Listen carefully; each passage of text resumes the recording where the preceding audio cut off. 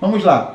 Versículos 16, 17 e 18. Primeiro vamos o 16 e 17. Então agora é um homem que tem uma poluição noturna e depois um homem que fez sexo com a sua esposa. Coisas mais normais, né? Coisas mais normais, isso, tá? Então esse segundo grupo. Versículo 16. Se sair de um homem o seu sêmen, banhará o seu corpo todo em águas e ficará imundo até a tarde. Toda veste e todo couro sobre o que houver o sêmen serão lavados com água e ficarão imundos até a tarde. Então vamos lá, vamos ver. O sujeito é solteiro, tá? O que aconteceu com ele? Tá? Na maioria das vezes vai acontecer isso com quem é solteiro. O corpo naturalmente vai expelir os espermatozoides durante a noite, tá? Ele vai ter uma poluição noturna, tá? Se sair de um homem o seu sêmen, banhará o seu corpo todo em águas e ficará imundo até a tarde. Ou seja, ele vai fazer um mikve, né? E ainda assim ele fica impuro até a tarde. Quando acabar a tarde, ele vai ficar purificado, tá? Vamos ver com relação aos utensílios dele. Toda veste e todo couro sobre o que houver o sêmen serão lavados com água e ficarão imundos até a tarde. Então a roupa que ele estava usando naquela noite, ele bota aquela roupa toda para lavar. Gente, eu estou procurando falar o português mais claro, tá? Para que não fique complicado. Então ele vai botar o short dele, a cueca, vai botar a camisa que ele está usando, vai botar o lençol para lavar, tá bom? Botou para lavar. E ainda assim, essas peças que botaram para lavar só vão ficar limpas no final da tarde. Mesmo se secar, botou lá no sol, secou em meia hora, não pode usar, só vai ficar puro depois. Pode falar. O Elimar está perguntando, desculpe, mas então como fica? Eu me torno impuro mesmo sem saber? Isso aí.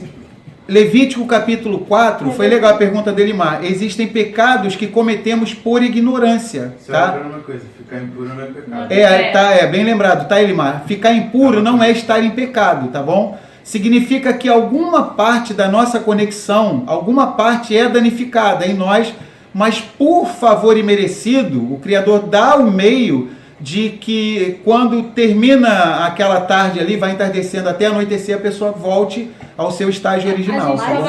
Mas sim, a gente fica impuro sem saber. A gente estava até conversando. Sem saber. O primeiro grupo do homem que tem uma doença foi uma consequência, provavelmente, de uma relação ilícita. Mas a questão do homem que tem a poluição e da mulher que menstrua já são coisas naturais. A menstruação é uma coisa natural, acontece sem a mulher querer. Exatamente. Bem lembrado pela Juliana. Tanto a poluição noturna, tá, como do homem, né, como a menstruação, tá? Ou seja, é uma coisa que ocorre, tá? E até a relação sexual do casal é algo lícito também, tá? Ele está perguntando, sim, mas como vou saber então? Como vai saber? Não vai saber, ele vai pedir perdão. Não vai saber. É por isso, foi legal essa pergunta. Vamos abrir no Salmo. É igual o rei Davi pedia, né? Salmo 19, ó. Não tem como. Você senta numa condução. Aí que entra o favor imerecido. Ele tá botando isso. Então se as ruas já posso me considerar impuro. Acho que ele tá falando. Não entendi. Eu não entendi. Também não entendi. Pede para ele explicar. Enquanto ele vai explicando, eu vou lendo. Salmo 19, anotem nas Bíblias de vocês, eu amo esse texto aqui. Volta e meia eu estou fazendo essa oração, porque tem coisa que a gente erra e que a gente nem sabe. Olha só, Salmo 19, versículo 12 em diante. Quem pode entender os seus próprios erros? Absolve-me tu daqueles que me são ocultos. Então olha que coisa bonita. Também da soberba guarda o teu servo, para que não se assenhoreie de mim. Então eu serei sincero e ficarei limpo de grande transgressão. Sejam agradáveis as palavras da minha boca e a meditação do meu coração perante a tua face, Yahuá, rocha minha e libertador meu, tá? Então aí que entra o favor imerecido, tá? Pode falar. Ele tá falando, então se saio nas ruas já posso me considerar impuro? Não, nas ruas não. É só toma cuidado onde vai sentar, em quem vai... Porque, se for parar pra pensar, realmente é muito difícil não ter sentado uma mulher menstruada, ou... É muito, muito difícil, né? Mas assim... Também não é assim, sair na rua. Se você não sentar em lugar nenhum, não tomar nenhuma cuspida de ninguém. Eu acho que... Se você ficar no ônibus, ficar em pé, não sentar, se você ficar em pé, você não vai incorrer nesse erro, entendeu? Talvez alguém vai olhar para você e vai falar assim, ô irmão, senta aí, tem um monte de lugar vazio, né? Não vai nem entender nada. Gente, realmente o Criador não nos fez para vivermos igual um formigueiro em grandes cidades, tá? E como o Daniel até estava lembrando, é por isso que a gente começa a entender melhor por que os nossos irmãos da casa de Judá, eles vivem entre eles, porque ali todo mundo já entende como é que funcionam as coisas, tá? Então fica complicado para quem está guardando a Torá, muitas vezes a pessoa não vai compreender isso, tá? Agora, a vida está em primeiro lugar. Se a pessoa ela tem que trabalhar, porque ela tem que botar a comida dentro da sua casa, senão a sua família vai morrer, não vai ter sustento, então é o princípio da vida. Mas mesmo sem saber, nós pecamos e alguma parte da nossa conexão é perdida, tá? Então vamos lá, vamos prosseguir. Porque a gente está numa realidade muito diferente antigamente. Esse mundo, por que na paraxá anterior falou que esse mundo está quase todo já coberto pela lepra? Vocês estão entendendo por que essas duas paraxot, elas são estudadas juntas, no mesmo dia? O que eu li na paraxá anterior? Em Levítico 13, versículos 12 e 13. A lepra já está quase cobrindo o mundo todo, já está cobrindo tudo. A gente quase que não tem opção para a gente cumprir os mandamentos, tá? Mas nem por isso os mandamentos deixam de ser válidos. São difíceis, muitas vezes vão ser complicados de ser cumpridos, mas eles estão de pé. E quando a gente não conseguir cumprir, aí entra o favor imerecido, tá? Que é traduzido como graça, tá? Aí é que a gente vai contar com favor imerecido, quando estiver nessa situação. O Elimar botou assim, fica uma coisa meio injusta, me parece. O médico, então, ele não vai negar socorro. A gente precisa entender que os médicos, tá? Eu tenho aqui, inclusive, o Daniel, ele almeja estudar medicina, tá? Os médicos, eles são uma das categorias que mais sofrem dentro da sua alma. Por quê? O que acontece? Ele está cumprindo um mandamento importantíssimo, ele está salvando vidas, mas quem disse que ele não perde de sua conexão espiritual? Quem já viu aquele... A vida inteira, aquele seriado Grey's Anatomy, quem nunca viu, tem médico que não consegue salvar um paciente morre, o médico se culpa por conta daquilo, e o que acontece? A sua conexão com o Criador e até com a família fica perdida, tem uns que piram, ficam com depressão, com pânico, um monte de coisa, ou seja, ele está cumprindo um mandamento importantíssimo de salvar vidas. No entanto, o que acontece? Ele paga um preço por conta disso. Como a gente vai ver também, por exemplo, na paraxá Hukat, que é sobre a vaca vermelha, parada do mar, isso vai ser lá em Números, Bamidbar, capítulo 19, os sacerdotes, as pessoas que estavam envolvidas com a questão do sacrifício da vaca vermelha, elas ficavam impuras, para que outras ficassem puras. Então já é algo também para a gente refletir, tá? Então, o médico, ele tem que salvar as vidas, tá? Uma profissão que é abençoada pelo Criador, uma profissão importantíssima, mas quem disse que ele não vai perder de sua conexão com o Criador? Com certeza. Muitos médicos, eles chegam em casa arrasado, tá? Chegam arrasado. Naquele seriado Grey's Anatomy, a gente vê como é difícil a vida de um médico, ou seja, ele joga no sacrifício, ele vai se impurificar para estar salvando vidas. Ele salvou vidas, o Criador vai analisar isso, vai dar um bônus para ele, um mérito, mas quem disse que uma parte da sua alma não é impurificada? É um preço, é igual um soldado que vai para uma guerra. Muitas vezes, quem sofre mais é o que está na frente da batalha, tá? Lembrar mais uma vez, ficar impuro não é estar em pecados, tá? Pode falar. O Aldo e a Joyce entraram. Ô Aldo, Analine, Nicolas, Shabbat Shalom para você, tá bom? Aldo e toda a sua casa, tá bom? Seja bem-vindo. E a Joyce também? Joyce e Tiago, sejam bem-vindos, tá? Joyce, Tiago e toda a casa de vocês. Shabbat Shalom, pode falar. Só lembrar que isso daí que quem toca, no caso, fica impuro, não é você que está falando. Deixa claro que está escrito na Torá. Se as pessoas acreditam que o Messias não aboliu a Torá, exatamente, então é incoerente dizer que... Gente, isso que o Daniel falou, eu não estou lendo um livro que eu escrevi, eu estou lendo a Torá, que é eterna, que foi recebida há milhares de anos atrás, que o nosso povo deu o cheque em branco para Moisés, faremos e ouviremos, por isso que é estatuto. Até impossível. Não fui eu que escrevi isso aqui. Até pra gente parece uma coisa impossível. A gente não entenda, é um estatuto, É um estatuto, exatamente. A gente, né? Os mandamentos estão de pé. Estão de pé. E todas as mesmas questões que o pessoal tá tendo, a gente teve também, né? Mas e se a gente for no restaurante? Mas e se a gente tudo isso, tudo isso. Seja a gente errado e Elohim certo, né? Isso não vai invalidar o mandamento, tá? Se nenhum de nós conseguirmos cumprir o mandamento, beleza, o mandamento está de pé, de todo jeito, nós infringimos o mandamento quando a gente não cumpre ele. Então isso é que a gente precisa compreender. E quando a gente percebe a dificuldade de alguns mandamentos como esses, o mérito do sacrifício do Messias sobressai mais. Por quê? Quando eu vejo mandamentos difíceis como esses, eu falo assim, caramba... isso é muito importante. Isso é muito importante. Isso nos transforma em pessoas mais humildes. Isso só sobressai o trabalho do Messias. Só sobressai mais o trabalho do Messias. Eu vou dar uma explicação para vocês que eu achei fantástica sobre o que é a graça, tá? Que no hebraico é hesed, favor imerecido. É linda essa explicação. Lindíssima. E eu queria que vocês guardassem no coração de vocês e aplicassem com relação a esses estatutos aqui, que são difíceis, tá? Mas não são impossíveis. Uma pessoa recebeu uma pessoa tem um dinheiro, tá? Um filho, um jovem recebeu o dinheiro de seu pai e de sua mãe, recebeu R$8 para ir no mercado. E ele tinha que comprar 1 quilo de carne, tá bom? Vamos supor que a carne custasse R$10. Aí o pai e a mãe falaram assim, vai no açougue, vai lá no mercado, na parte do açougue, lá dentro do mercado, e compra 1 quilo de carne. Você tem que voltar com 1 quilo, que a nossa família é grande, para todo mundo comer. Tá? Aí ele foi lá, comprou o quilo de carne, o abate do jeito correto. Aí ele foi lá e falou, eu quero 1 quilo. Aí o camarada pesou, aí falou assim, R$10 o quilo, né? Aí ele bota a mão no bolso, tá? Eu já falei quanto ele tinha, esse rapaz aí? Não, né? Não falei ainda não, vou falar agora. Ele tinha R$8 no bolso. O pai e a mãe dele deram R$8 e falaram assim, ó, você tem que voltar com 1 quilo de carne para dar para todo mundo comer.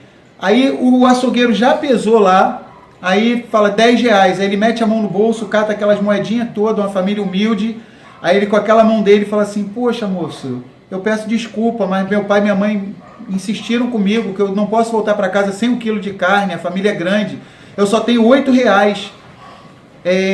Aí o que o açougueiro faz, para a gente entender o que é a graça, o favor merecido? O açougueiro fala assim, olha, por esses R$8, com esses R$8 você teria direito ao quê? 800 gramas. 800 gramas. Seria justo que eu te desse 800 gramas, não seria? Sim. Mas eu vou te dar a hesed, o favor imerecido, tá? Ficou faltando R$2, eu vou te dar essas 200 gramas a mais, porque eu tô vendo que você catou todas as moedinhas, sua família é humilde, é o máximo que vocês poderiam fazer. O garoto ficou lá catando as moedas e tudo, todo sem graça, né? E o açougueiro pegou feliz aquilo e falou assim, olha, eu tô te dando 1 quilo, porque eu tô vendo que você deu o seu máximo. Então essas 200 gramas que é a graça. Lembrar, 200 gramas é a graça, é o favor imerecido. Diferente do garoto chegar no mercado, pedir 1 quilo e falar assim, por exemplo, ele voltasse na outra semana. O cara é legal, vou chegar sem nada. Meu pai e minha mãe falaram para comprar. Aí o açougueiro, R$10, ele mete a mão no bolso e não tenho nada. Pô, aí não é graça. Aí já é abuso. Aí já é fazer da graça, que Paulo fala em Romanos, uma capa para a malícia. Paulo fala isso em Romanos, tá bom? Não devemos fazer da graça tem que dar o seu máximo. Uma capa para a malícia, tem que dar o máximo, tá? Então, nessas questões que os irmãos e as irmãs estão colocando, entra essas 200 gramas a mais. O Criador vai olhar e falar, pô, meus filhos e minhas filhas, eles estão vivendo um mundo caótico, a lepra está cobrindo o mundo todo, daqui a pouco começa a tribulação, a grande tribulação, está difícil para eles guardarem os mandamentos, eles estão dando o máximo, eu vou completar com as 200 gramas, ponto. Aí ele derrama o favor imerecido dele, ele é um rei, ele pode dar indultos, e ele dá para aqueles que são sinceros, tá bom? Então isso que a gente tem que ter em mente. Mais alguma pergunta aí? É que o Beratã colocou um comentário aqui maneiro. Até porque se cumpríssemos todos os mandamentos, seríamos perfeitos e não precisaríamos do Mashiach. Isso aí, show, muito show esse comentário do Biratã, né? Então, 1 João, vamos abrir lá, olha só, gente... De novo, ficar impuro não é pecado. Vamos repetir várias vezes. Ficar impuro não é estar em pecados. Ih, aquele camarada está em pecado lá, ele está impuro. Não. Ele não está em pecado, ele está impuro. Outra coisa muito legal é a gente aprender a focar no ficar puro. Né? Porque assim, o que acontece? A pessoa pensa assim, a mulher está inidada, está menstruada, ela está impura, está impura. A gente foca no impuro. Não pode focar no impuro. A gente tem que focar que ela vai ficar pura. A Torá declara que 12 vezes no ano a mulher fica pura. Olha, não é para focar no impura. E assim também as pessoas que ficaram impuras. A gente tem que focar o quê? Alguém olha um copo, vou pegar até esse aqui, parece até que foi ensaiado, ó. Alguém pode olhar para esse copo, o pessimista, e falar, ele está vazio, e alguém pode falar, ele está cheio, né? O que fala que está vazio é porque está meio vazio, está cheio é porque está meio cheio. Então a gente tem que focar na parte positiva, tá bom? Então, a Torá 12 vezes no ano declara que a mulher está limpa, está pura, tá? Porque depois que ela passa pelo processo de purificação, é como se o Criador estivesse dando a vistoria e coloca o selo, pura, né? Então, não vamos focar na impureza, tá bom? Vamos lá, 1 João, Yohanan Aleph diz assim, 1 João capítulo 1, versículos 8 até o 10. Se dissermos que não temos pecado, enganamos-nos a nós mesmos e não existe verdade em nós. Se confessarmos os nossos pecados, Ele é fiel e justo para nos perdoar os pecados e nos purificar de toda injustiça. Se dissermos que não pecamos, fazemos-lo mentiroso e a sua palavra não está em nós. Tá? Então, todos pecaram, como diz em Romanos 3:23 também, né? Todos pecaram e destituídos estão, né, do esplendor de Elohim, tá? Então vamos lá, vamos prosseguir.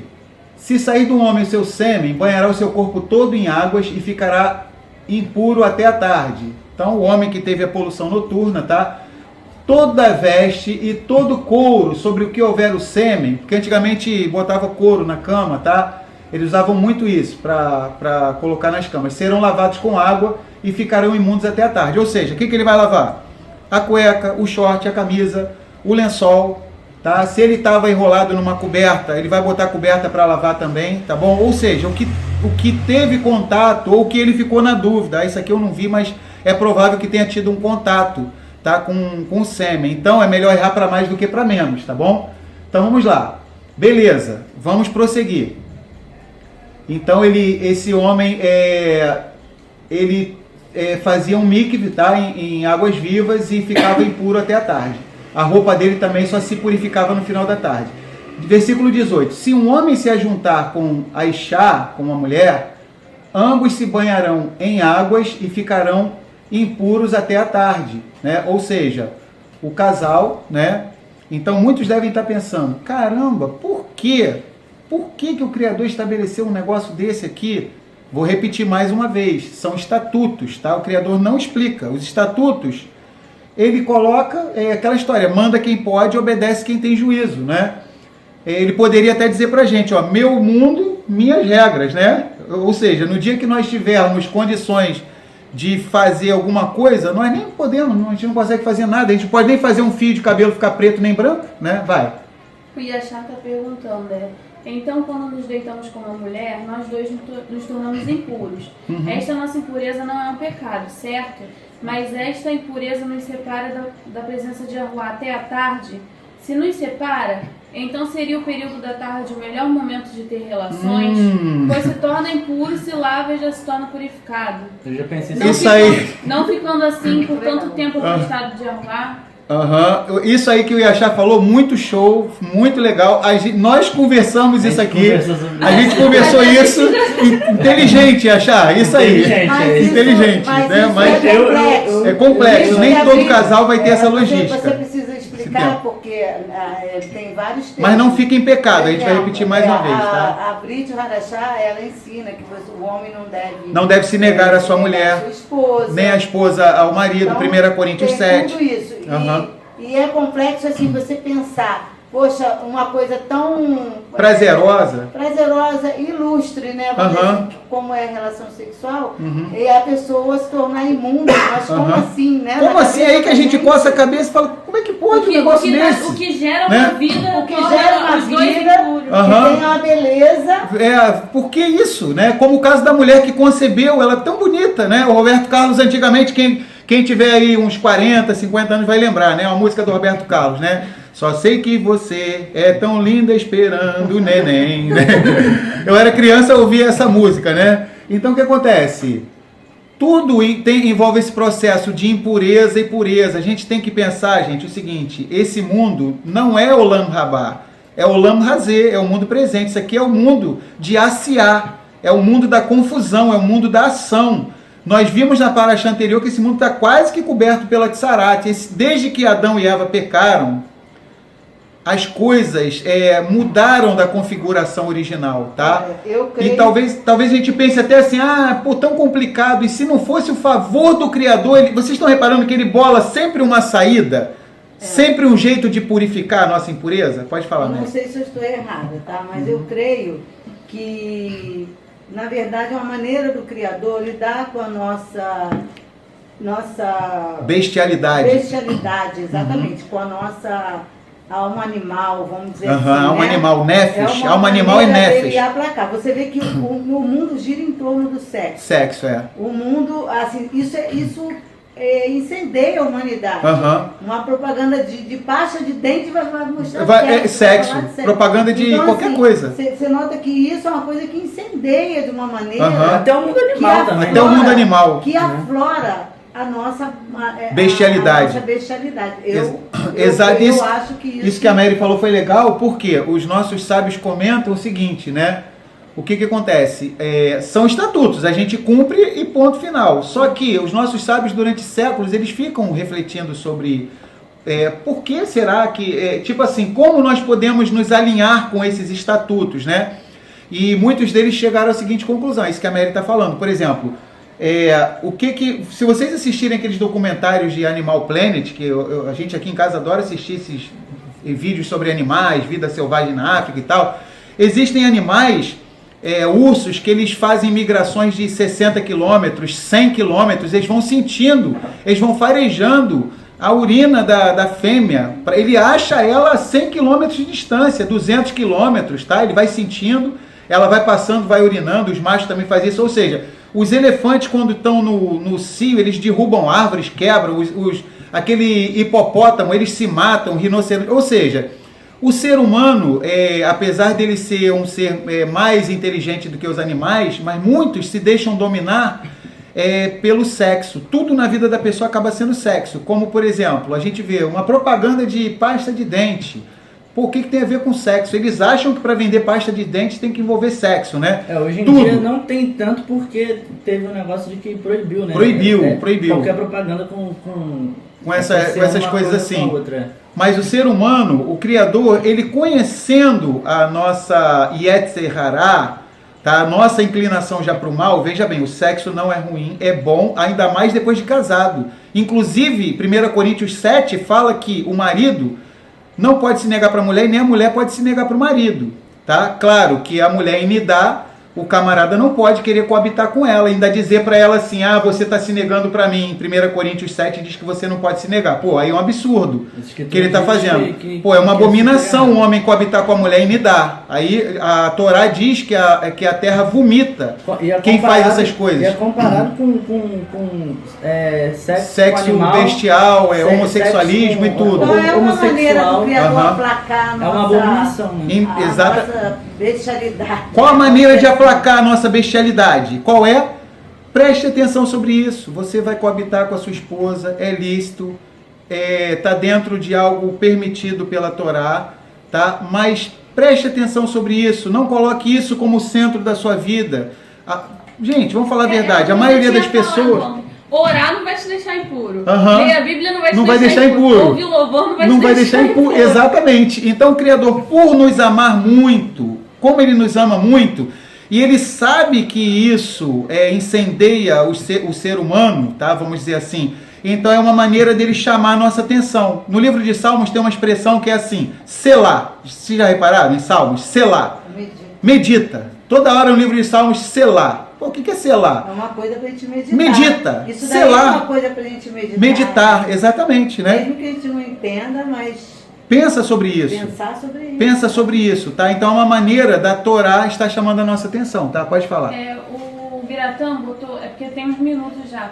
E Yosef, essa questão se enquadraria em quando Yahuwá diz a Shaul que sua graça lhe basta? Eu não sei qual é a questão. 2 Coríntios 12. 2 Coríntios 12. Coloca aí o Biratã. Qual foi a questão? Talvez seja o que ele tenha falado das 200 gramas. Coloca aí o Biratã. Foi isso, né? Isso. 2 Coríntios 12. Paulo fala, a sua graça me basta. Isso se encaixa assim, o Biratã. O poder de Elohim se aperfeiçoa na nossa fraqueza, né? Então vamos lá.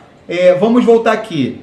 Então, o casal coabitou, o Criador está chamando a atenção, porque ele sabe que o sexo é algo tão forte dentro do ser humano, que é uma maneira de chamar atenção. A pessoa vai ficar pensando naquilo, eu tenho que botar essa roupa para lavar, eu tenho que botar a roupa que eu estava usando, o lençol, quando eu coabitei com a minha esposa e tal. Nós vamos ter que fazer um mikve, o que mais? No final da tarde nós vamos ficar puros. Aí o lado bom que a Mary estava falando, não foca só na impureza, foca no fato de que a Torá diz que você vai ficar puro depois disso, tá? Ou seja, depois que passou esse processo, fica puro de novo. Lembrar mais uma vez, isso aqui vai ser, eu vou falar toda hora. Impureza não é pecado, tá bom? Impureza não é pecado. Toda hora eu vou falar isso, tá bom? Então vamos lá. A Torá só está chamando a atenção. Se um casal saudável, jovem, se casou e tem com certeza vai ter uma frequência sexual muito grande, alguns até com mais idade e tudo, a pessoa não está em pecado. Só ela vai ter que refletir sobre isso no decorrer do dia. Vai.